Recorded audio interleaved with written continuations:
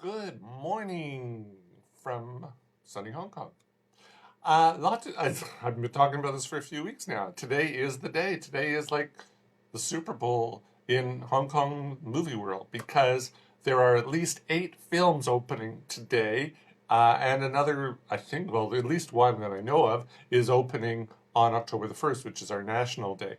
So well, first of all, some of them, the distributors said, okay, this is really crazy. Let's move them out. So they moved a few out, but still, it's just mental. So some of them, I'm not going to talk about all of them today because that would be crazy. Um, and I have talked about a few of them already in the past few weeks. Last week I talked about Blinded by the Light. And I think the week before I talked about J.T. Leroy. So if you want to read about those, just go onto my website, howard4film.com, Howard, F-O-R, film.com, or my YouTube audio review. But I am going to talk about, I'm going to try to talk about 4 films today. Ready or Not, Sadako, Japanese film, Pain and Glory, Spanish film, and Ad Astra, in that order, I think. So without further ado, because there is so much to talk about, and I do want to get this done before 9 o'clock. It's 8:32 right now in the morning. So first of all, is the film Ready or Not? Now, this is a comedy horror mystery. Comedy horror seems to be an up-and-coming genre. There's quite a few filmmakers that are jumping on the bandwagon. Some of them successful, some of them not so successful. This one, I'd say, is successful. This is a story about a young woman who marries into a very wealthy family who are a little bit eccentric, to say the least. They're very eccentric. And on their wedding night, she has to play a game. So just a little bit more about the story. It's, as I said, it's the wedding day of Grace, played by Samara Weaving, who is Hugo Weaving's niece, by the way. And she looks like him. She really, I mean, there's a strong family resemblance. And she's marrying Alex Ledomas, who's played by Mark O'Brien. He was in Bad Times at the El Royale. I think he was the bellboy, the front desk clerk. I'm not sure. I think that's who he was. He was in The Darkest Minds, that horrible film of paranormal or supernatural, and he was in Arrival. I think he had small parts in both of those.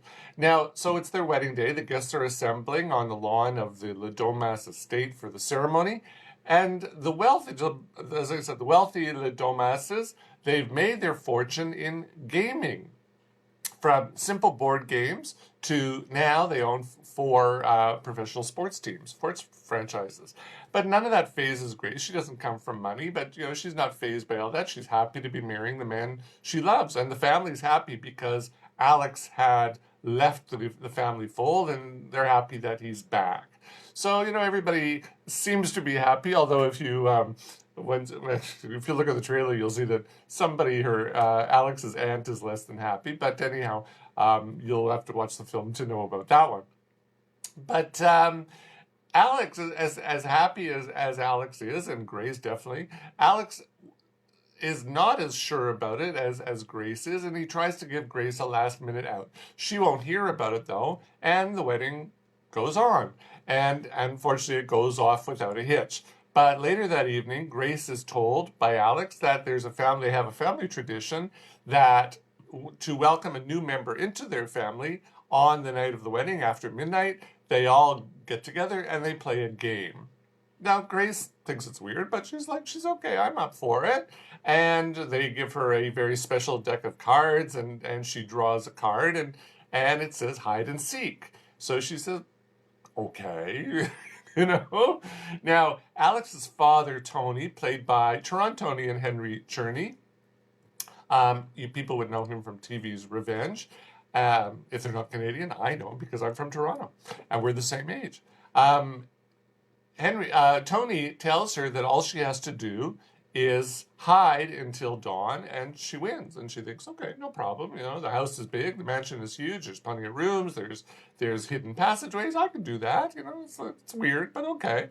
The problem, though, is, and she quickly learns this, is that this isn't just any game, and her in-laws aren't your typical gamesters. with the eccentric Lidomases, it's the family that plays together, slays together. And on this night, Grace is the one that they're looking to slay. So that's what the story is about. Now, Ready or Not, I'd say intentionally plays out much like a realized version of the board game Clue, because there's multiple themed rooms, there's delightfully old school weapons like a crossbow and a battle axe, but in a nod to the game Clue, there's also a candlestick, there's a revolver. I think this is a very well thought out screenplay. But rather than having the audience guess who killed the victim, which is really what Clue is all about, Ready or Not turns Clue on its head and lets us watch while the players accidentally take each other out with their various weapons while they're trying to kill Grace. And that's where the humor really comes in. Now, for her part, Grace isn't going to go down without a fight, and she proves that she's a worthy adversary as the clock ticks on till dawn. Now, there's never a dull moment in this film. It's a very compact 95-minute running time, and the mostly Canadian cast is uniformly wonderful at playing it straight. This is not campy at all. There's no dumb humor. This is very intelligent, thoughtful, witty humor, and it's done very, very well. Weaving is fabulous. She looks, and I'm not the first person to say this, she looks a lot like Margot Robbie.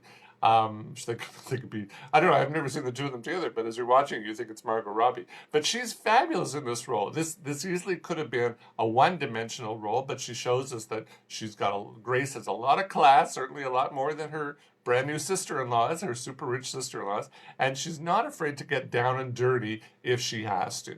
Now, my only disappointment with the film comes from its heavy use of the F word. Now, I use the F word all the time. Well, not all the time. I use it a lot. But here it's like boom, boom, boom, boom, boom. Now, I suppose if I was in a similar situation, I would probably use that word a lot too. But as far as the script goes, I would have liked to have seen a little bit more variety in my choice of not expletives so much, but in terms of reactions. I mean, in terms of every reaction is the F word. I would have liked to have seen a little bit more literary variety there. But anyhow, if you're not bothered by hearing it, you'll be fine. But so all in all, I say this is a real gem of a film. It's a wonderful, wonderful film. It is very funny. I look like most films. I go into them, I don't know what they're about, because I don't watch trailers and I don't read other people's reviews before I see a film. So I really didn't know what it was about. I was really delightfully surprised. Wonderful film. So this is Ready or Not. Definitely. I think it's already come to a few places. I think it's coming to the UK in a week or two. If you haven't seen it yet, highly, highly recommend it. Really liked it. All right. First film done. Second film is Sadako, Japanese film. I can say with this one is she's back. Now, you may be familiar with the Japanese franchise. It's a highly successful, perhaps even legendary franchise called The Ring, or in Japanese, Ringu. This franchise, first hit the big screens in 1998, although there was a Japanese television film called Ring that came out 3 years before that. But since 1998, it has spawned 6 Japanese films, 1 crossover film, 5 remakes in the United States and Korea. The American remake starred Naomi Watt. 2 television series, 6 manga adaptations, and 2 video games. It was hugely, hugely successful. And now, 21 years later, the hirsute psychokinetic serial killer is back, along with the original director, Hideo Nakata, and in this film is called Sadako, who is this supernatural spirit. I'm just going to have a drink of coffee. Lubricate the throat. So, if you're familiar with the original series, The Ring, you're probably quite familiar with the story. So I don't want to get into too much about it. I'll talk more about this film instead. This film has now been rebooted, sort of rebooted, for a digital age because the original story revolved around a videotape, and who uses videotapes anymore? Well, I suppose some people do. I don't. So now it revolves around social media and YouTube. And the malevolent spirit, Sadako, is inhabiting, this time she's inhabiting the body of a young girl played by Himejima. I don't know who she is. I think this is her first film. And the young girl, we don't even know her name. Her mother tried to kill her by setting fire to their Tokyo flat. And instead, the woman killed herself and 4 others, not the little girl. Now, the little girl, who doesn't remember much of anything, she ends up in the most loosely guarded hospital psych ward on the planet under the gentle care of Dr. Mayu Akikawa, who's played by Eliza Ikeda. Don't know who she is. Herself an abandoned child, as we come to learn. Now, Akikawa has plenty on her plate to deal with, besides her new patient, whom she barely treats. So weird.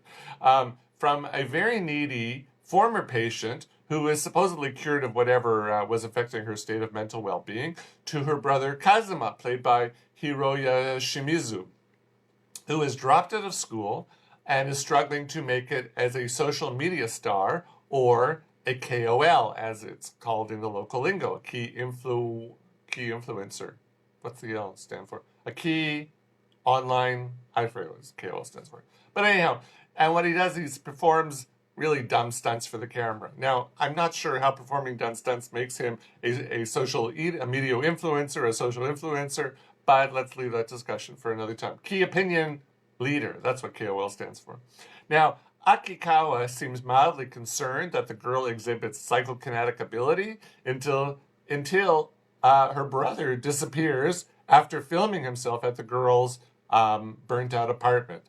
And while watching his video that was posted online, so there we get the video connection, she notices a ghostly image of a woman in the background, her face hidden by her hair. And through a premonition, everybody seems to have premonitions in this film, Akikawa divines that this is the spirit of Sadako, and with the help of Kazuma's business manager, the pair heads down to a mysterious shrine excuse me, on Oshima Island, where they believe Kazuma has gone. So that's pretty much what the story is about. Now, this story makes absolutely no sense. If you're familiar with the original series, yeah, you're going to get some of it. If you're not, you're going to watch this go, what? Like, what the hell is this story about? The dialogue is, I don't want to say awfully written is an understatement. Horribly written is like, it's jaw-droppingly stilted.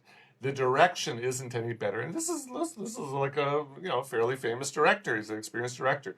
The direction is horrible. There you have scenes of the child freely walking around a suddenly deserted hospital one moment, and she's comatose the next, and then the next moment she's back on her feet again. I mean, it's absolutely crazy. I've seen tweens make better films than this on their iPhones. Now, the film's only saving grace is reserved for readers of Chinese subtitles, because whoever wrote them clearly had a sense of humor, and they went to town. When I was sitting in the audience. I can read Chinese subtitles, but not as fast as they were coming. So I was following the English, and it wasn't funny at all. And yet my audience was in hysterics. So when the lights came up, I asked some of my Chinese colleagues what was going on, and they said there was no connection between the English and the Chinese. The Chinese had a lot of double entendre. It was written as a there were a lot of references to our current political situation in Hong Kong, the protests, and so I thought, wow, good. First of all, good for the translator to do that. I'm amazed that the distributor allowed that, and clearly, it had to go past our censor board. And I've dealt with our censor board in the past, and they are very, they're very lax. But how this one got past the censors, I mean, it really just shows how dumb they are. But I mean, amazing that it got past the censors. So if you can read Chinese subtitles and you know the situation here in Hong Kong, you're gonna love this. You're gonna love the subtitles. You're not gonna love the film. You're gonna love the subtitles. If you're not, you're just gonna go, "What a piece of garbage this film." This film is. Now, the performances are just as wooden as the dialogue. Ikeda, the Dr. Akikawa's sole acting ability seems to be the ability to make herself look like an anime avatar. She makes her eyes go, bug out. For the little girl, Himejima, it seems her only direction was to do the Kubrick stare, this thing every 5 minutes. The director was seriously asleep at the wheel here, unless he wanted to kill off the franchise. And if he did, I think he's nailed it. Just horrible film. Horrible, horrible, horrible film. Now, fans of the original Ring franchise, they're going to be severely disappointed with this entry. And for those who are new to the franchise, they're just going to be left scratching their heads going, what was all the fuss about? I mean, this is really a poor way to reboot this franchise. It's complete rubbish, so don't waste your time on it unless you can read Chinese subtitles. Crap. Sadako. All right. Third film. How am I doing on time? Not bad. Not bad. Third film, Pain and Glory, Spanish film by director Pedro Almodovar, who's made close to, I think he's made around 30 films so far. And I don't want to start listing Now, if you can imagine, let's say director Martin Scorsese, if he would make a semi-autobiographical film, and he would cast Robert De Niro as in the starring role, and bring some of his regular go-to actors like Leonardo DiCaprio, Sharon Stone, Mark Wahlberg, Sybil Shepherd, Ellen Burstyn, Joe Pesci. If they were in this film as well, the score would be by his frequent collaborator, Robbie Robertson. It would include tracks by Al Martino, Bob Dylan. It would really be, the ultimate Martin Scorsese film. Well, that's what you have here with Pedro Almodovar's Pain and Glory. He's cast it with people he's worked with many times in the past, and I don't want. Well, I'll get to this in a second. What this is all about. But first of all, let me tell you a little bit about the story. The Spanish filmmaker Salvador Malo, played by Antonio Banderas, I'll just leave this for a second. So everybody knows who Antonio Banderas is. He's experiencing an existential crisis. His body is starting to give out on him, and he's struggling to finish writing the screenplay to his next film. Now, at the same time all this is going on, comes news that one of his early films has been remastered for its 30th anniversary, and a festival has invited him and the film's star, Alberto Crespo, played by Asier, and I'm going to mangle his name, Etchiandia. Something like that. I've never seen him before. He was very good in this film, though. So they've invited the film star to the event to celebrate its re-release. So Malo decides to use the invitation. This is what happens when you don't talk so much before you start talking for 30 minutes. Hold on. Malo decides to use the invitation as an opportunity to reconnect with Crespo, with whom he had a falling out with while making that film 30 years earlier. Now, Crespo is a heroin addict, and he introduces Salvador to the drug, and the filmmaker finds that it not only eases his physical pain, it also helps him recall his formative experiences when he was a child, when he and his mother, Jacinta, played by the ever-beautiful Penelope Cruz, moved to the impoverished village of Paterna to join his father, who had moved there after being released from Franco's army. That's all I'm going to talk about the story. Now, Almodovar's stories often deal with subjects that are near and dear to him, but Pain and Glory is clearly about him. Now, though Almodovar says he calls this story a work of fiction, Banderas, as Malo, is an avatar of him, of Almodovar, right down to the bushy, spiky hair and the homosexuality.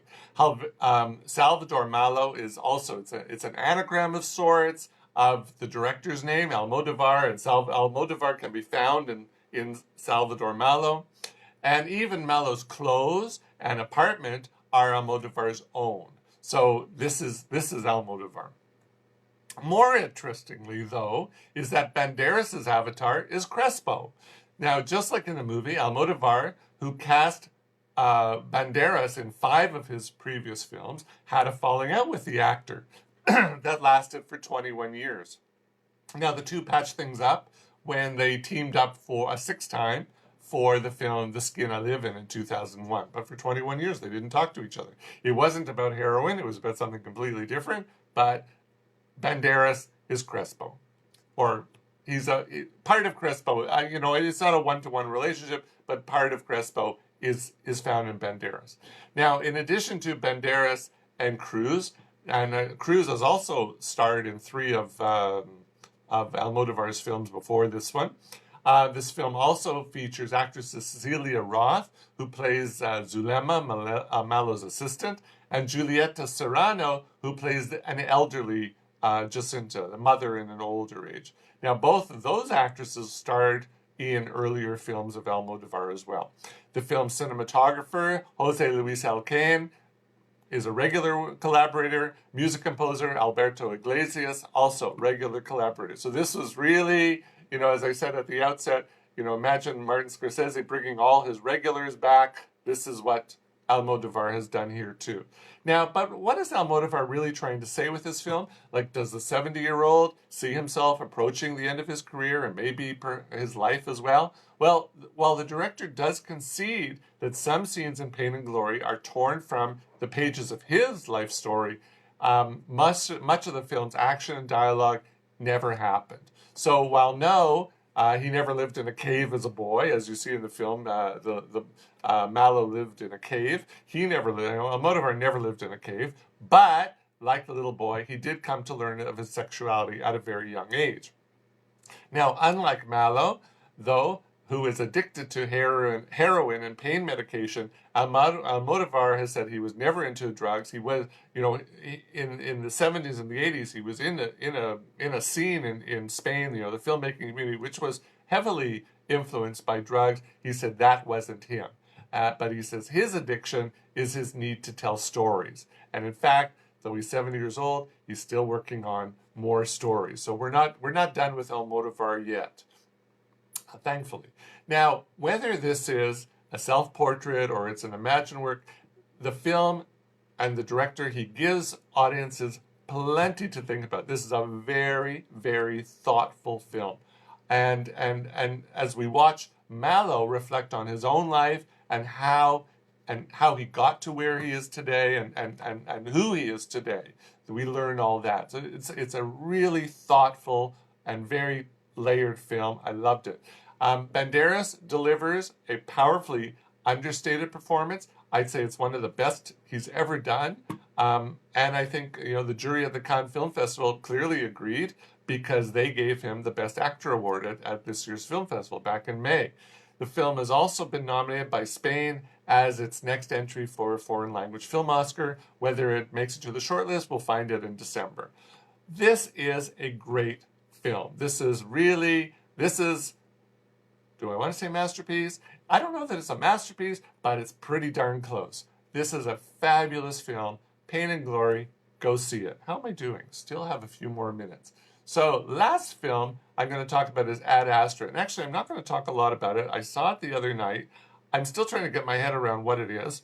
I don't want to say I disliked it, but I don't want to say that I liked it either. It's a very slow film. It's very contemplative. It's a lot of Brad Pitt voiceover. You may have read that some critics are saying this is Brad Pitt's Oscar-winning performance. I don't think so. I think he was a lot better in Tarantino's film than he was in this film. Not that he's bad in this film. I just don't think this was the right film for him. But basically, what this film, it's a cross between Interstellar and Heart of Darkness. And if you don't know Heart of Darkness, think Apocalypse Now without the guns. Basically, he's an astronaut. It's set sometime in the future. He is an astronaut, and there's some electrical pulses emanating from Neptune that are starting to kill people on Earth. They're traveling across the cosmos, hitting Earth and causing damage, killing people. And the Space Command, who are his employers, they believe that it's coming from his father, who went out to Neptune 30 years earlier to search for life and hasn't been heard from for, I want to say 16 years, 19 years. I can't remember the exact number. I think 16 years. And they assumed he was dead, but it turns out he might not be. So they send him on a mission to Mars to try to talk to his father. He assumed his father was dead. Now he's got to talk. Now he finds out his father is probably alive, and they want him to go out to Mars to send him a message to say, hey, stop it. But things happen, and he's got to go to Neptune to see his father. That's all I'm going to say about the story. But yeah, I'm going to have to write something up this week about it once I figure out what it is. Some of my friends have said they fell asleep through it. Other friends said, wow, great film. I'm sort of like, yeah. So I don't know. I don't really know. I don't. This is why I haven't written it up yet. But I'll give it some thought and write something up. And you can check on my website later this week, or actually next week. I don't know how I'm going to do this because I'm quite busy this weekend. Sometime between this week and next, I'll write something up. So just go to my website, howard4film.com, howardfor.film.com. That's it. So I talked about 4 films, well, 3.5 films. And if you want to see the other film or read about the other films, just go to my website. And next week is Joker, which I'll see. I'm actually seeing it. It opens on the 3rd. I'm seeing it on the 3rd in the morning so that I can talk about it on the 4th. And also the new Woody Allen film, A Rainy Day in New York, which I saw a couple weeks ago. Woody. Oh, Woody. What are we going to do with you? Anyhow, that's it. Have a great weekend. We have if you're Jewish, Happy New Year. If you're Chinese, if you're a patriot, Happy National Day, which is on Tuesday. And if you live in Hong Kong, please be safe. Don't get. There's going to be violence this weekend again for the 17th week in a row. And please be safe. Don't get caught up in the violence and the tear gas. See ya.